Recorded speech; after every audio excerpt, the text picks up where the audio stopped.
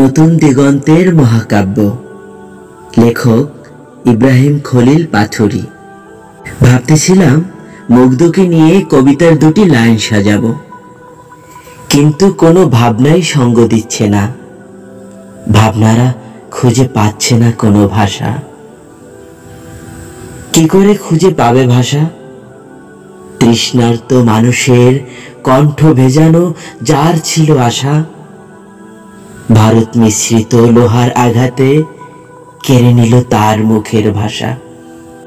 যে ভাষা বলতে ছিল পানি লাগবে পানি, সে ভাষাকে আজ কেড়ে নিল আদেশে ছিল মায়ের মতো দেখতে এক ক্ষমতা লোভী শয়তানি।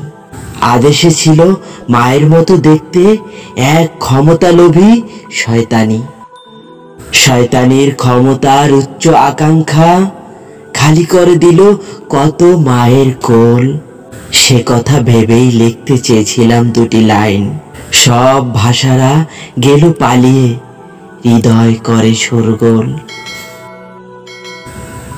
ভাষারা চুপিসারে বলে আমায়, মুগ্ধকে নিয়ে কি লিখবে কবিতা? তার রক্তমাখা নিথর দেহটাই তো এক অলিখিত দুঃখের কবিতা। ভাষারা আবারও চুপিসারে বলে আমায়, মুগ্ধকে নিয়ে কি লিখতে চাও কবিতা?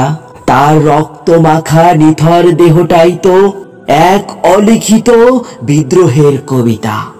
ভাষারা আবারও চুপিসারে বলে আমায়, মুগ্ধকে নিয়ে কি লিখতে চাও কবিতা?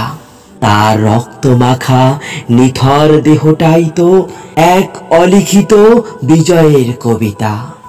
ভাষারা চুপিসারে আবারও বলে আমায়, মুগ্ধকে নিয়ে কি লিখতে চাও কবিতা?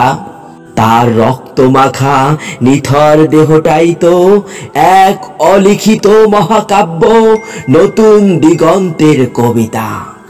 এক অলিখিত মহাকাব্য, নতুন দিগন্তের কবিতা। তাই আমি থেমে গেলাম, লেখা হলো না মুগ্ধকে নিয়ে আর কবিতা।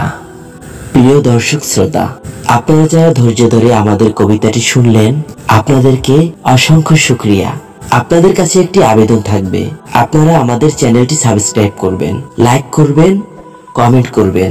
আপনাদের লাইক ও কমেন্ট আমাদের লিখতে ও বলতে উৎসাহিত করে। দেখা হবে আগামীতে অন্য কোনো ভিডিওতে। আজ এখানেই বিদায় নিচ্ছি।